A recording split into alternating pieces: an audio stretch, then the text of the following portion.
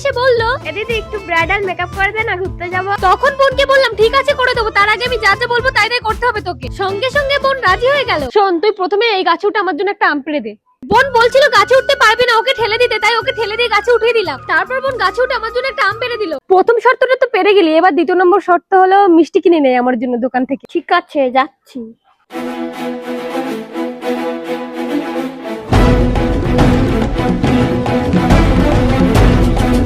এই নে তোর মিষ্টি। তারপর বোনের কাছ থেকে মিষ্টির প্যাকেটটা নিয়ে সঙ্গে সঙ্গে খুলে খেয়ে নিলাম। এবার যা, এটাই লাস্ট, আমার জন্য এক প্লেট ঘুগনি নিয়ে আয়। ঠিক আছে, এক্ষুনি যাচ্ছি। দিদি এই নে তোর ঘুগনি। তারপর ঘুগনিটা খেয়ে বোনকে মেকআপ করাতে বসে পড়লাম।